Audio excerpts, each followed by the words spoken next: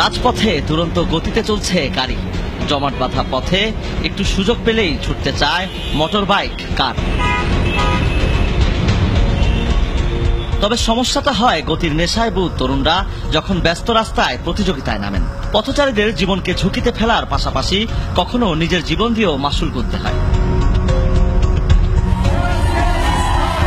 উন্নত বিশ্বের দেখাদেখি কার রেস বা বাইক স্টান্টের মতন খেলাকে দেশে নিয়ে আসতে চাইছেন কিছু তরুণ। Burn Riders, BD Riders, Ghost Riders নামে এরই মধ্যে তৈরি হয়েছে বেশ কিছু স্টান্ট গ্রুপ। এদের সমর্থনে গড়ে উঠেছে ফ্যান ক্লাবও।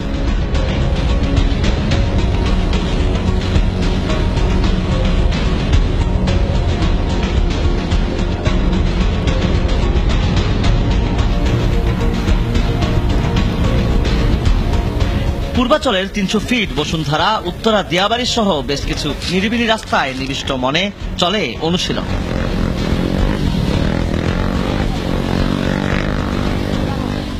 বাইক রাইড করা আমাদের একটা নেশা, আর স্টান্ট করা একটা নেশা। বাসায় ম্যানেজ করা, ফার্স্ট অফ অল বাসায় অনেক রাগারাগি করতো, তারা আমাদেরকে নিয়ে অনেক ভয় পাইতো। বাবা মা আসলে সন্তানদের নিয়ে চিন্তা করবে, এটাই স্বাভাবিক। যদি আমি সেফটি গার্ড, ওই বডি হেলমেট, তারপর হ্যান্ড গ্লাভস এগুলো ইউজ করি, হেলমেট ইউজ করি, তাহলে আর এগুলো রিস্ক থাকে না।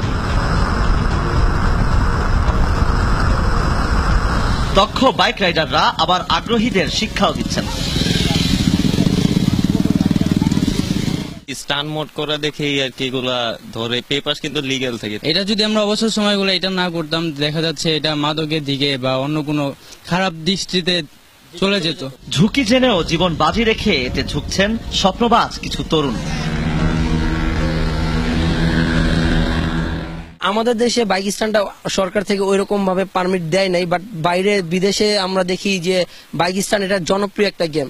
তো আসলে সরকারের কাছে আমার একটা রিকোয়েস্ট থাকবে যে এই জিনিসটাকে যাতে সরকার একটু ভালোভাবে দেখে। বাইক চালানো দ্যাট ডাজন্ট মিন দ্যাট আমরা রোডের ভিতরে রাফ চালাবো। পৃষ্ঠপোষকতা পেলে খেলাটিকে বিশ্ব দরবারে নিতে পারবেন বলেও বিশ্বাস তাদের।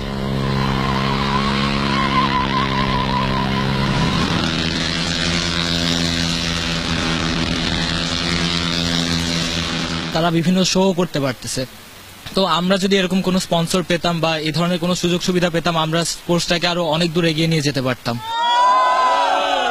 আর ট্রাফিক কর্মকর্তারা বলছেন, রাস্তায় সমস্যা সৃষ্টি না হলে এমনটিতে আপত্তি নেই তাদেরও। কিছুদিন আগে এই প্রবণতাটা বেড়ে গিয়েছিল, তো আমাদের এই জনগণের সচেতনতা এবং এনফোর্সমেন্টের ফলে এখন অনেকটা কমে গেছে। এরা গুলশান বনানী হাতিঝিল এই এলাকায় যখন রাত্রি 11টা-12টা পরে রাস্তা নিরিবিলি হয়ে যায়, গাড়ি ঘোড়া থাকে না, তখন এরা, আমি যতটুকু শুনছি যে এই ধরনের প্র্যাকটিস করে, তখন কিন্তু আমাদের ট্রাফিক পুলিশও রাস্তা থাকে না।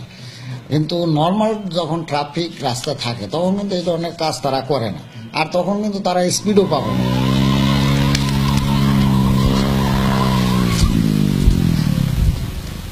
নতুন দিনে তরুণরা চাইছে বাইক স্টান্টের মতন এমন খেলাকে ক্রীড়াসূচির মধ্যে নিয়ে আসতে। অন্যদিকে মারাত্মক ঝুঁকি থাকায় প্রবীণরা বলছে এমন খেলাকে ক্রীড়াসূচির মধ্যে না আনাই ভালো।